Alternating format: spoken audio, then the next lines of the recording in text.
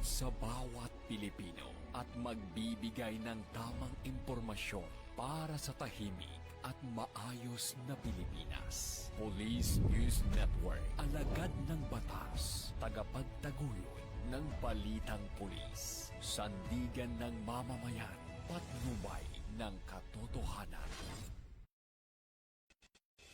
La Campo Crame, maghahatid ng pinakahuling kaganapan at nagbabagang balita. Ito ang PNN Police News Network. At ngayon, ang inyong mga tagapagbalita. Magandang araw, Bagong Pilipinas. Ako ang inyong alagad ng batas, tagataguyod ng Balitang Pulis. Patrolwoman Ronelyn Tanggiak ng Regional Mobile Force Battalion ng NCRPO. Maghahatid sa inyo ng tamang balita, kwento ng pulis at serbisyo para sa mamamayan. At ito ang PNP News Online. Ang pangunahing balita ng Police News Network, alagad ng batas, tagataguyod ng Balitang Pulis.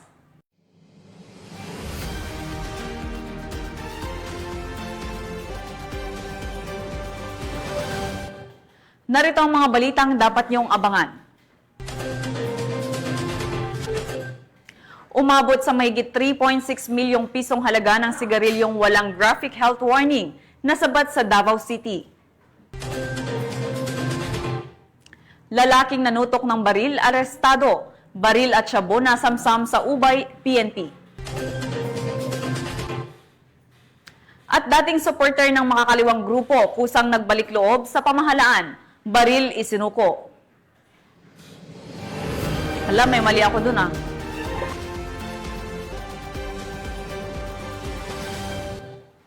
Narito ang mga balitang hatid ng ating PNN correspondents mula sa iba't ibang panig ng bansa.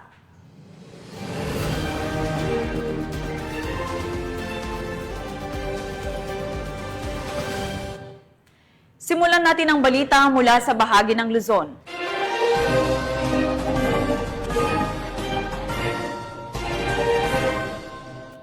Arestado ang isang babae na naharap sa kasong estafa sa ikinasang operasyon ng mga tauhan ng Santo Tomas PNP sa Barangay Poblasyon, Lungsod ng Ordaneta. Ang report mula kay Patrolman Dennis Carinal. Arestado sa babae tapos maaresto ng mga operatiba ng Santo Tomas PNP sa Barangay Poblasyon, Ordaneta City, Pangasinan. Kinilala ni Police Captain Benito O. Peralta Jr., hepe ng Santo Tomas Municipal Police Station, ang akusado ni Salias Len, 34, businesswoman, may asawa, residente ng Barangay San Vicente West, Ordaneta City, Pangasinan. Dakong alas 10:30 ng umaga nang maresto ang nasabing akusado sa bisa ng warrant of arrest na nilagyan Honorable Anastasio Dulia Anghad, presiding Judge Regional Trial Court Branch 36 Santiago City, Isabela, sa kasong estafa at walang rekomendadong piyansa. Samantala, nasa kustodiya ng Santo Tomas PNP ang nasabing akusado para sa dokumentasyon at tamang disposisyon. Ang tagumpay ng operasyon ay bunga ng magandang ugnay ng mamamayan pambansang pulisya para mas lalo mapaigting ang kampanya laban sa kriminalidad tungo sa mapayapa at ligtas na bagong Pilipinas. Mula dito sa Picadillo, Ilocos Region, ako po ang inyong Police News Network Correspondent, Patrolman Dennis Carinal, alagad ng batas, tagataguyod ng Balitang Pulis. Maraming salamat, Patrolman Carinal. Isang dating taga-suporta ng mga kaliwang grupo ang formal na nagbalik loob sa pamahalaan at isinuko ang kanyang armas sa bayan ng Lasam, Cagayan. Tunghayan ang report mula kay Patrolwoman Rochelle Ledesma. Isang dating taga-suporta ng makakaliwang grupo ang formal na nagbalik loob sa pamahalaan dakong 1:15 ng hapon noong 6 ng Hunyo nito lamang taon sa bayan ng Lasam, Cagayan. Ang individual ay kinilalang si Aka Hernan, 26 na taong gulang, may asawa, isang magsasaka at residente ng nasabing bayan. Ang pagsuko ay matagumpay na naisagawa sa pagsisikap ng PNP Lasam kasama ang mga tauhan ng Regional Intelligence Unit 2, Provincial Intelligence Team Cagayan North at ang 3rd Mobile Force Platoon ng 2nd Cagayan Provincial Mobile Force Company. Bukod sa pagbabalik loob, isinuko rin ni Hernan ang isang unit na homemade 5.56 caliber pistol. Samantala, pinuri ni Police Colonel Mardito Jangulwan, Provincial Director, ang katapangan ni Hernan sa pagbabalik loob at hinikayat ang ibang pang naliligaw ng landas na sundan ang kanyang yapak. Nananawagan rin ang ating pamahalaan sa mga natitirang kasapi ng taga-suporta ng CTG na iwan ang armadong pagkikibaka at yakapin ang buhay ng kapayapaan sa ilalim ng programang Enhanced Comprehensive Local Integration Program. Ang Cagayan of Cups ay patuloy na nagbubukas upang tanggapin ang mga nais magbago at makiisa sa layunin ng pamahalaan para sa kapayapaan at kaunlaran. Mula dito sa Lambak ng Cagayan, ako ang inyong PNN correspondent, Patrolwoman Ledesma, alagad ng batas, tagataguyod ng Balitang Pulis. Maraming salamat, Patrolwoman Ledesma. Kalabos ang isang 24 anyos na lalaki matapos maaktuhang may dalang baril na walang kaukulang dokumento sa Barangay 175, Camarain, Caloocan City. Alamin ang balita mula kay Patrolwoman Mika May Bahiwag. Arestado ang isang 24 anyos na construction worker sa Barangay 175, Camarain matapos maaktuhang may dalang kalibre .38 na baril na walang serial number at dokumento dakong 12:13 ng madaling araw. Agad rumesponde ang mga pulis ng Substation 11 ng Caloocan City Police Station at kinumpiska ang dalang baril ng suspek na may lamang 2 bala. Kaya naman, naharap ang suspek sa kasong paglabag sa Republic Act 10591 o mas kilala bilang Comprehensive Firearms and Ammunition Regulation Act. Pinasalamatan din ni NPD Director Police Brigadier General Josefino Ligan ang mabilis na aksyon ng Caloocan Police at ang pakikiisa ng komunidad upang panatilihin ang katahimikan sa kanilang mga nasasakupang lugar. Mula dito sa Camp Bagong Diwa, ako po ang iyong PNN correspondent, Patrolwoman Mika May Bahiwag, alagad ng batas, tagataguyod ng Balitang Pulis. Maraming salamat, Patrolwoman Bahiwag. Aktibong lumahok ang mga kapulisan sa gitnang Luzon sa Second Quarter National Simultaneous Earthquake Drill 2025 bilang bahagi ng patuloy na kampanya ng pamahalaan para sa kahandaan sa sakuna. Yan ang balitang hatid ni Police Corporal Giselle Rivera. Nakaalerto ang pulisya ng gitnang Luzon sa kanilang pangalawang yugto ng Nationwide Simultaneous Earthquake Drill 2025 dito sa Camp Captain Julian Olivas, City of San Fernando, Pampanga. Ang buong aktibidad na ito ay pinamunuan ni Police Brigadier General Jean S. Fajardo, Regional Director ng Police Regional Office 3. Eksaktong alas 9 ng umaga nang tumunog ang sirena ng bumbero. Bilang hudyat ng paglindol ay mabilis na isinagawa ng ating mga kapulisan ang duck cover and hold na kung saan isang mahalagang hakbang upang maiwasan ang pinsala sa oras ng lindol. Matapos ang paunang paggalaw ay agad ring nagsagawa ng evacuation drill patungo sa itinakdang evacuation area. Siniguro ng mga drill marshal na sumusunod ang bawat isa sa tamang proseso ng paglilikas. Bahagi rin ng aktibidad ang pagpapakita ng first aid response at rescue simulation upang ipakita ang koordinasyon ng mga responders sa panahon ng emergency. Bahagi ito na ang patuloy na hakbang ng pamahalaan upang maitaas ang kamalayan at kahandaan ng bawat Pilipino sa gitna ng banta ng kalamidad. Mula dito sa Police Regional Office 3, ang inyong PNN correspondent, Police Corporal Giselle V. Rivera, alagad ng batas, tagataguyod ng Balitang Pulis. Maraming salamat, Police Corporal Rivera. Voluntaryong sumuko sa mga otoridad ang isang dating miyembro ng New People's Army sa lalawigan ng Occidental Mindoro. Dala ang hangaring magbagong buhay at muling maging bahagi ng mapayapang lipunan. Nakatutok dyan si Patrolwoman Dara Falogme. Isang 75 anyos na dating miyembro ng New People's Army ang voluntaryong sumuko sa mga otoridad nito lamang Martes sa Sitio Yapang, Barangay Batong Buhay, Sablayan, Occidental, Mindoro. Kinilala ang sumuko sa alias na Kalowi, dating kasapi ng Communist Terrorist Group na kabilang sa natitirang puwersa ng dating dismantled platoon GMT ng Mindoro Islacom Committee Sub-Regional Military Area 4D sa ilalim ng Southern Tagalog Regional Party Committee. Ayon sa ulat ng pulisya, aktibo siyang kumikilos noon sa mga bayan ng Kalintaan, Sablayan, Santa Cruz, Mamburao at Abra de Ilog. Ang kanyang pagsuko ay sinagawa sa pamamagitan ng Police Intelligence Team ng Occidental Mindoro, Regional Intelligence Unit 4B, sa tulong ng iba't ibang unit ng PNP at AFP, kabilang ang Sablayan Municipal Police Station, Occidental Mindoro Provincial Police Office, 2nd Provincial Mobile Force Company, CIT Occidental Mindoro at iba pa. Sa ngayon, isinasailalim na si Calowie sa debriefing at kinakailangang proseso bilang paghahanda sa kanyang paglahok sa Enhanced Comprehensive and Local Integration Program o ECLIP, isang inisyatiba ng pamahalaan upang tulungan ang mga dating rebelde na muling makabalik sa normal na pamumuhay. Ang pagsuko ni Calowie ay patunay ng patuloy na tagumpay ng mga pinagsanib na pwersa ng gobyerno sa pagsusulong ng kapayapaan at kaayusan sa mga liblib na lugar ng bansa. Mula dito sa home of the Police Eco Warriors, Calapan City, Oriental, Mindoro, ako ang inyong PNN correspondent, Patrolwoman Dara Falongmi, alagad ng batas, tagataguyod ng balitang pulis. Maraming salamat, Patrolwoman Falogme. Sa patuloy na pagpapaigting ng kampanya ng pulisya laban sa terorismo, isang membro ng Communist Terrorist Group ang kusang nagbalik loob sa pamahalaan sa bayan ng Kataingan, Masbate. Yan ang tinutukan ni Police Corporal Doxy Charis Casasos. Communist Terrorist Group sa himpilan ng Katayngan Municipal Police Station sa Barangay Istampar, Katayngan, Masbate, nito ika-17 ng Hunyo taong kasalukuyan. Ang sumukong sospek ay kinilala isang 32 anyos na lalaki, may asawa, isang magsasaka at residente ng Barangay Gindawahan, POV Corpus, Masbate.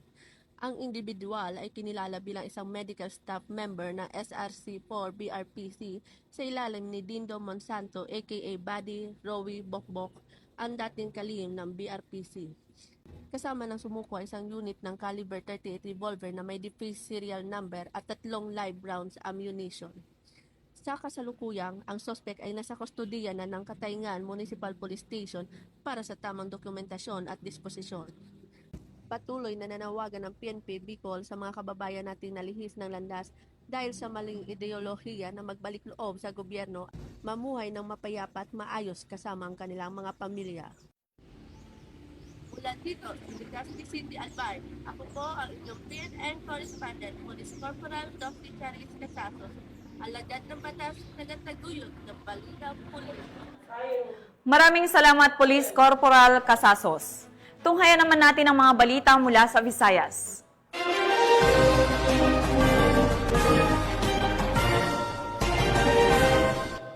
Timbog ng mga otoridad ang 2 lalaki sa isinagawang drug bypass operation sa Estancia, Iloilo. Narito ang balitang hatid ni Patrolwoman Ledalyn Bansagon. 2 lalaki ang naaresto ng mga operatiba sa isang matagumpay na bypass operation bandang alas 6:50 ng umaga nito lamang ika-17 ng Hunyo taong kasalukuyan sa Purok 3, Barangay Calapdan, Estancia, Iloilo. Pinangunahan ng Station Drug Enforcement Team ng Estancia Municipal Police Station sa ilalim ng pamumuno ni Police Captain Kevin T. Amorio, officer in charge ang nasabing operasyon. Kinilala ni Police Captain Amorio ang mga sospek na sina alias Nonoy, 18 taong gulang, binata, isang laborer, at residente ng Barangay Canturay, Sipalay City, Negros Occidental. At alias Dodoy, 18 taong gulang, binata, laborer din at residente naman ng Barangay Dakulan, Estancia, Iloilo. Ayon sa ulat ng Estancia Municipal Police Station, nagsagawa sila ng operasyon laban sa iligal na droga matapos makatanggap ng impormasyon hinggil sa mga aktibidad ng 2 sospek. Sa isinagawang bypass operation, inabot umano ng mga sospek sa isang police pusher buyer ng pulisya ang isang heat-sealed na plastic sachet na may lamang hinihinilaang shabu kapalit ang halagang 6,100 pesos ng marked money. Agad namang inaresto ang 2 matapos ang aktong transaksyon. Sa isinagawang pagsusuri at inventory, na-recover pa mula sa pag-iingat ng mga sospek ang 5 karagdagang plastic sachet na hininilaang shabu, isang itim na belt bag at iba pang mga non-drug items. Aabot sa humigit kumulang 74 na gramo ng hinihinilaang shabu ang nakumpiska na may standard drug price na tinatayang 639,200 pesos, batay sa kasalukuyang street value na 6,800 pesos kada gramo. Kasalukuyang nasa kustudiya na ng Estancia Municipal Police Station ang mga suspetsado habang ang kaso ay patuloy na iniimbestigahan. Tiniyak din ng mga kapulisan na haharap ang mga naaresto sa kasong paglabag sa RA 9165 o ang Comprehensive Dangerous Drugs Act of 2002. Ang pagkakahuli sa mga sospek ay tinuturing na malaking hakbang laban sa patuloy na kampanya kontra iligal na droga sa rehiyon ng Western Visayas. Dahil sa bagong Pilipinas, ang gusto ng pulis, ligtas ka. Mula dito sa Police Regional Office 6, ako ang inyong Police News Network Correspondent, Patroluman Ledeline Bansagon, alagad ng batas, tagataguyod ng Balitang Pulis. Maraming salamat, Patrolwoman Bansagon. Arestado ng mga otoridad ang isang lalaki matapos manutok ng baril sa isang residente at nahulihan ng ilegal na droga.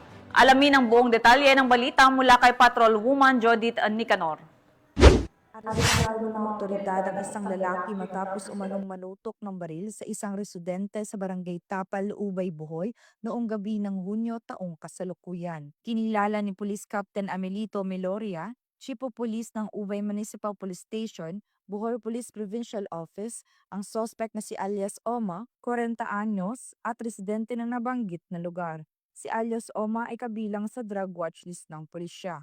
Bandang alas 9:40 ng gabi, nakatanggap ng tawag ng istasyon mula sa kapitan ng barangay upang iulat ang pagkakaaresto sa suspect matapos umanong tutukan ng baril ang isa sa kanyang mga constituent. Agad na kumilos ang Ubay PNP at dumating sa lugar bandang alas 9:44 ng gabi. 4 na minuto lamang matapos matanggap ang tawag. Ang mabilis na aksyon na isinagawa bilang pagsunod sa direktiba ng Chief PNP sa pagpapaigting ng presensya ng kapulisan at agarang pagresponde sa mga krimen. Pagdating sa barangay hall, positibong kilala ng biktima ang suspect. Sa sinagawang body search, na-recover mula sa suspect ang isang kalibre 45 Grandmaster STI na baril, isang steel magazine at 7 pirasong live ammunition. Kabilang din sa mga nakuhang ebidensya ang 2 pakete na naglalaman ng ninihinalang shabu na may tinatayang kabuang timbang na 4 grams at may halagang 30,600 pesos. Isang itim na inside holster, isang belt bag at coin pouch at driver's license. Maharap ang suspect sa kasong grade threat at kasong paglabag sa Republic Act 10591 o Comprehensive Firearms and Ammunition Regulation Act at Republic Act 9165 o Comprehensive Dangerous Drugs Act of 2002. Kami ay lubos na nagpapasalamat sa mamamayan ng lungsod ng Ubay, lalo na sa aming Local Chief Executive Honorable Constantino Reyes, sa aming mga stakeholders at force multipliers na laging sumusuporta at nagre-report ng mga illegal activities sa aming lungsod. Ito ay malaking tulong sa kapulisan upang masumpo ang mga iba't ibang klase ng krimen sa aming lungsod. Maraming salamat po at mabuhay po tayong lahat.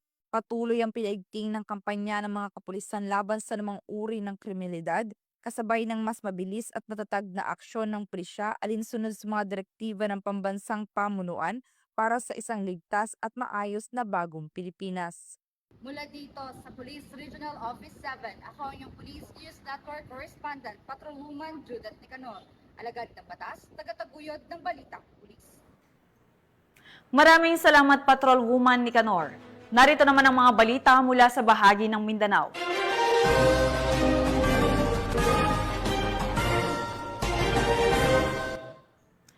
Umabot sa mahigit 3.6 milyong pisong halaga ng sigarilyong walang graphic health warning na nasabatan ng mga otoridad sa ikinasang operasyon sa Davao City.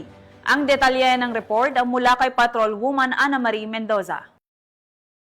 Matagumpay na entrapment operation ang isinagawa ng pinagsanib puwersa ng Davao City Maritime Police Station at HRMU 11 noong 11:07 ng gabi, June 17, 2025, sa Hilltop, Barangay 19B, Davao City. Naaresto sa nasabing operasyon ng isang lalaki matapos maaktuhang nagbibenta ng sigarilyong walang graphic health warning. Paglabag sa Republic Act 10643, an act to effectively instill health consciousness through graphic health warnings on tobacco products, na naglalayong itaas ang kamalayan sa masamang epekto ng paninigarilyo sa pamamagitan ng mga babala sa pakete ng sigarilyo. Nasamsam sa operasyon ang kabuuang 7,250 reams ng iba't ibang klase ng sigarilyo na may tinatayang may halagang 3,625,000 pesos. Kabilang sa mga nasabat ay 2,450 reams ng Two Moon, 2,050 reams ng Champion, 1,600 reams ng Mark, at 1,150 reams ng kambo na pawang walang tamang babala sa kalusugan.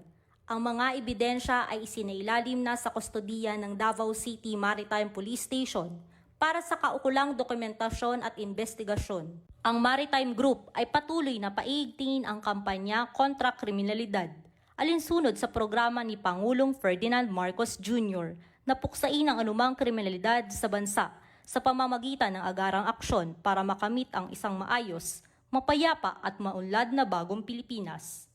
Muling pinaaalalahanan ng mga otoridad ang publiko na huwag tangkilikin ang mga produktong hindi sumusunod sa batas, partikular na sa mga regulasyong naglalayong protektahan ang kalusugan ng mamamayan. Patuloy ang pinaigting na kampanya ng pulisya laban sa iligal na bentahan ng sigarilyo at iba pang produktong hindi alinsunod sa itinakdang pamantayan. Mula rito sa tanggapan ng Marinong Police, ako po ang inyong PNN Correspondent, Patrolwoman Ana Marie Mendoza, para sa Police News Network. Alagad ng batas, tagataguyod ng balitang pulis. Maraming salamat, Patrolwoman Mendoza. Nasa kote ang mahigit 1 milyong pisong halaga ng iligal na droga mula sa 2 individual na isinagawang operasyon ng mga otoridad sa Davao City.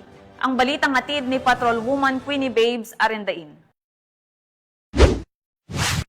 Arestado ang 2 individual sa patuloy kinasang drug by bus operation sa Catalunan Pequeño, Davao City. Nito lamang 18 ng Hunyo taong kasalukuyan. Kinilala ni Police Major Harold S. Untalan, Station Commander ng Baliok Police Station ang mga suspect na sina alias Boards, 31 taong gulang at alias Ken, 24 taong gulang, na pawang mga residente ng nasabing lugar. Ayon kay Police Major Untalan, naaresto ang suspect sa pakipagtulungan ng mga personahe ng Baliok Police Station at sa koordinasyon ng Philippine Drug Enforcement Agency 11. Dagdag pa ni Police Major Untalan, na-recover mula sa suspect ang tinatayang nasa 263 gramo ng hinihinalang shabu na may halagang 1.8 million pesos, kasama ang ibang mga drug paraphernalia, isang .38 kalibring baril na may 3 live ammunition, isang unit ng motorsiklo at bypass money na ginamit sa operasyon. Kasalukuyang nasa kustodiya ang suspect upang dumaan sa tamang disposisyon at maharap sa kasong paglabag sa RA 9165 o Comprehensive Dangerous Drugs Act of 2002 at RA 10591 o ang Comprehensive Firearms and Ammunition Regulation Act. Samantala, ang laban kontra kriminalidad ay patuloy na pinapaigting ng Police Regional Office 11 sa pamumuno ng Regional Director Police Brigadier General Leon Vector Rosete, alinsunod sa kampanya ng Bagong Pilipinas na panatilihin ang kapayapaan at kayusan tungo sa pagsulong ng bansa. Mula dito sa Police Regional Office 11, ako yung PNN Correspondent Patrolwoman Queenie Babes Arindain, alagad ng batas, tagataguyod ng balitang pulis. Maraming salamat, Patrolwoman Arindain. Naharap sa kasong paglabag sa Republic Act 9165 o Comprehensive Dangerous Drugs Act of 2002 ang isang lalaking tulak ng droga matapos mahuli ng mga otoridad sa ikinasang bypass operation sa Cotabato City. Patrolwoman Marie Cris Algabre sa report. Arestado ang malaking tulak ng droga sa isinagawang drug buy-bust operation ng Police Station 3, Cotabato City Police Office noong 17 ng Hunyo taong kasalukuyan sa bahagi ng Purok 1 Mother Barangay Tamuntaka, Cotabato City. Kinilala ni Police Captain Kenneth Van Ancabo, Chief of Police ng Police Station 3, ang suspect na si alias Dudin, 27 anyos, isang construction worker at residente ng nasabing barangay. Ayon sa ulat, mabilis na nahuli ang suspect nang kumagat ito sa pain ng isang police asset matapos magpanggap bilang isang poster buyer ng illegal na droga. Sumailalim sa body search ang suspect at doon na-recover ang 11 pakete ng suspected shabu na may kabuuang timbang na 0.8 gramo na nagkakahalagang 5,440 pesos, isang improvised glass tube tutor at 500 peso bill na ginamit sa transaksyon. Nasa kustodiya na ng naturang istasyon ang suspect at nahaharap sa kasong paglabag sa Republic Act 9165 o Comprehensive Dangerous Drugs Act of 2002. Patuloy ang Cotabato City PNP sa mas lalong pagpapaigting ng kampanya kontra iligal na droga upang masiguro ang kaligtasan ng bawat mamamayan. Mula rito sa rehiyon ng Bangsamoro, Ako ang inyong PNN correspondent, Patrolwoman Maricris Algabre, alagad ng batas, tagataguyod ng Balitang Pulis. Maraming salamat, Patrolwoman Algabre. At yan ang mga balitang nakalap ng ating PNN correspondents mula Luzon, Visayas at Mindanao. Sa ngalan ng pamunuan ng Philippine National Police sa pangunguna ni PNP Chief Police General Nicolas Torre III at sa pamumuno ni President Ferdinand Bongbong Marcos Jr., kami ay maglilingkod sa bawat Pilipino at magbibigay ng tama at balanseng balita. Dahil dito sa bagong Pilipinas, ang gusto ng pulis, ligtas ka. Mula rito sa tanggapan ng tagapag-ugnay ng pambansang pulisya, ako ang inyong alagad ng batas, tagataguyod ng Balitang Pulis. Patrolwoman Renalyn Tanggiak mula sa Regional Mobile Force Battalion ng NCRPO. Maghahatid sa inyo ng tamang balita, kwento ng pulis at serbisyo para sa mamamayan. At ito ang PNP News Online, ang paunahing balita ng Police News Network.